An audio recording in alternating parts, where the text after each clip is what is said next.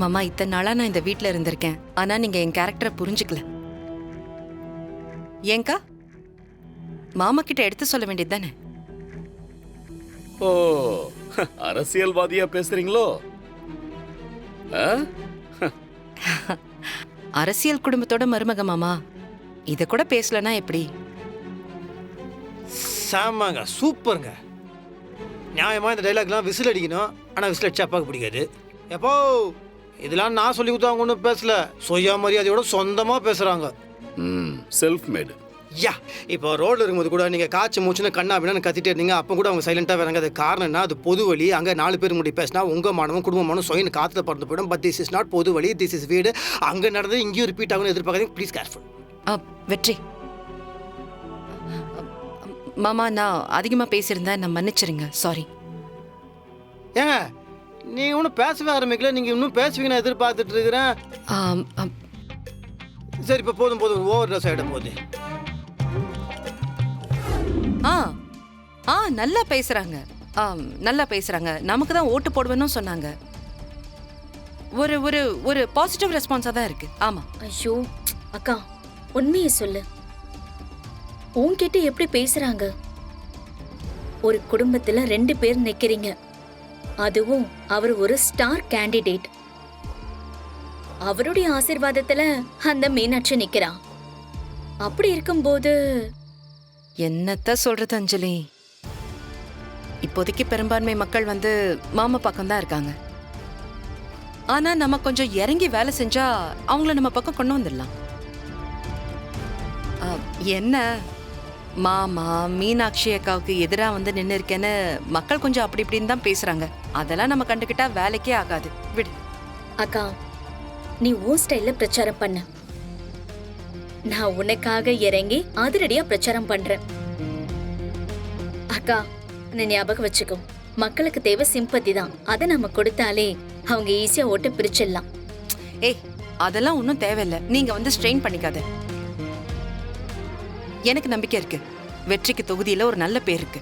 என்ன கொஞ்சம் கடுமையா உழைக்கணும், அவ்வளவுதான். அக்கா, வெற்றி உனக்கு தான். நாளைக்கு நம்ம களத்துல இறங்குறோம். உன் மாமனார் பக்கத்துல இருக்கிற அத்தனை பேரையும் உன் பக்கம் இழுக்கிறோம். உன் தங்கச்சி உன் கூட இருக்காக்கா. காலையில நான் கால் பண்றேன், ஓகேவா? நான் சொன்னா நீ என்னைக்கு கேட்டிருக்க சொல்லு. சரி, பாய், குட் நைட். பாய். இருங்க இருங்க இருங்க, இப்பவே கை தட்டினா எப்படி? நம்ம ஏரியால மெயின் ரோட தவிர மத்த ரோடு எல்லாமே குண்டும் குழியுமா தான் இருக்கு. நான் அது எல்லாத்தையுமே சரி பண்ணுவேன். இப்பவும் நிறைய ஏரியாவுக்கு சரியா மின்சாரம் சேரல. லோ வோல்டேஜ் பிரச்சனை அதிகமா இருக்கு. எல்லாத்தையும் நான் சரி செய்வேன். உங்கள் சின்னம் வேணா சின்னம், உங்கள் சின்னம் வேணா சின்னம், உங்கள் சின்னம் வேணா சின்னம், உங்கள் சின்னம். வண்டி நிப்பாட்டு, வண்டி நிப்பாட்டு, வண்டி நிப்பாட்டு.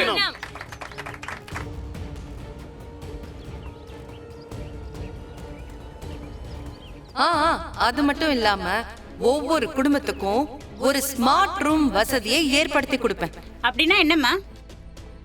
அக்கா, அப்படின்னா ஒரு டிஜிட்டல் ரூம். எல்லார் வீட்லயும் தனித்தனியா ஒரு ரூம் இருக்கும். அதுல உங்க பசங்களோட படிப்பு, வேலை சம்பந்தமான எல்லா வசதியையும் AI தொழில்நுட்பத்தோட செஞ்சு கொடுத்துருவேன். மக்கள் எல்லாம் ஒற்றுமையா இருந்து முன்னேறதுக்கான எல்லா விஷயமும் செய்யறதுதான் என்னோட முதல் நோக்கம்.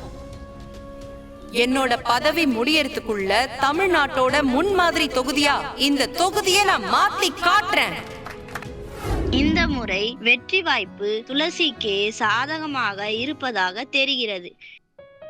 இதனால் ஆளுங்கட்சி வட்டாரத்தில் பெரும் பதற்றம் தொற்றிக் கொண்டுள்ளது. அம்மா, அவங்க நியாயமா பிரச்சாரம் பண்றாங்க, நியாயமா ஜெயிக்கணும்னு நினைக்கிறாங்க. அததான மக்களும் விரும்புறாங்க. தொடர்ந்து இது குறித்த கூடுதல் தகவல்களை எமது செய்தியாளர் வழங்க கேட்கலாம். அந்த தொகுதியில் துளசிதான் அதிக வாக்குகளை பெறுவார் என்று என்னப்பா எதிர்பார்ப்பு. அம்மாவும் பிள்ளையும் கருத்து கணிப்பு பார்த்து சந்தோஷமா இருக்கீங்க போல இருக்கு. அப்படியெல்லாம் ஒண்ணு இல்லப்பா. ஏண்டா, உன் பொண்டாட்டி தோத்துருவான்னு கருத்து கணிப்புல சொல்றாங்க. ஆனா நீ கொஞ்சம் கூட வருத்தப்படாம பல்ல காட்டிட்டு நிக்கிற. வெக்கமா இல்ல உனக்கு? ஏங்க யார் ஜெயிச்சா என்ன? நம்ம வீட்டுக்கு ஒரு எம்எல்ஏ வரப்போறாங்க, அவ்வளவுதானே? சரி, நீங்க ஏதோ தொகுதியில பறந்து பறந்து பிரச்சாரம் பண்ணீங்களாமே, கேள்விப்பட்டேன். என்ன கருத்து கணிப்பு இப்படி இருக்கு? ஏய், ரிசல்ட் வர அன்னைக்கு தான் யாரு ஜெயிக்கிறா யாரு தோக்குறான்னு தெரியும். இதெல்லாம் சும்மா. உன் புள்ள எங்கிட்ட அரசியல் கத்துக்கிட்டான்ல, அதான் அந்த மீடியாக்காரங்களுக்கு போன் அடிச்சு அவன் ஃப்ரெண்ட்ஸ் யாராவது அந்த மீடியாக்குள்ள இருந்திருப்பாங்க, அவங்க கிட்ட சொல்லி இந்த மாதிரி கருத்து கணிப்பு போடுறாங்க. ம், இந்த பாரு, இதெல்லாம் கனவுல கூட நடக்காது. சரி, பார்க்க தானே போறேன். ரிசல்ட்டுக்கு இன்னும் ரொம்ப நாளா இருக்கு. இன்னும் 2 நாள்ல எலெக்ஷன், ஒரு வாரத்துல ரிசல்ட். பாப்போம்.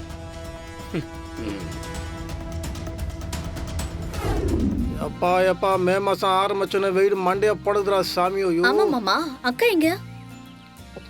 அவங்களுக்கு தெரிஞ்சவங்க வீடு யார பக்கத்துல இருக்கான், ஓட்டு கேட்க போயிருக்கிறாங்க. ஏய் சத்யா, இந்தடா, ஒவ்வொரு ஓட்டு முக்கியம் இல்லையா?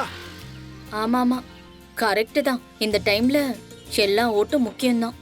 ஆமாமா, ஒரு ஓட்டை கூட மிஸ் பண்ண கூடாது. வாங்க மாமா. எப்படிமா இருக்க? Bro, very wrong bro. ஏய் தட்டிடுறா. என்ன பிரதர், நீ எனக்கு இன்ஃபர்மேஷன் கொடுக்குற, அதை கொடுக்குறேன் எல்லாம் சொல்லிட்டு கட்சியில பத்திய தோடு குத்துட்ட.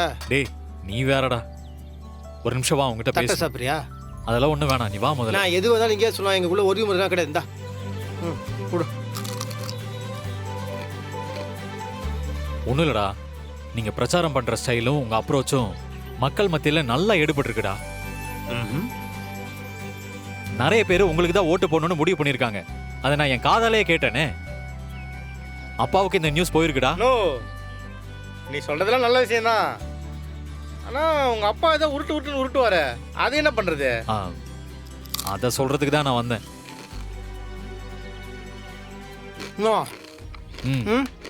டேய் அப்பா அதிரடியா சொல்லு. அப்பா அதிரடியா ஜெயிக்கிறதுக்காக ஒரு திட்டத்தை அமல்படுத்த போறாரு. அதை அமல்படுத்துறதுக்கு தான் இப்ப முயற்சி பண்ணிட்டு இருக்காரு. அதை மட்டும் அமல்படுத்திட்டாருன்னா மொத்த ஓட்டும் மீனாட்சிக்கு தான். அப்படின்னு திட்டமாமா?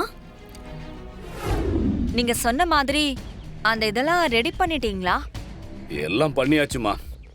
3 லோடு சரக்கு செங்கல்பட்டை தாண்டி வந்துகிட்டு இருக்கு. எப்படி மாமா? இடையில ஏகப்பட்ட செக் போஸ்ட் இருந்திருக்குமே, கண்டுபிடிச்சிருக்க மாட்டாங்களா? அதெல்லாம் மாட்டாங்கம்மா.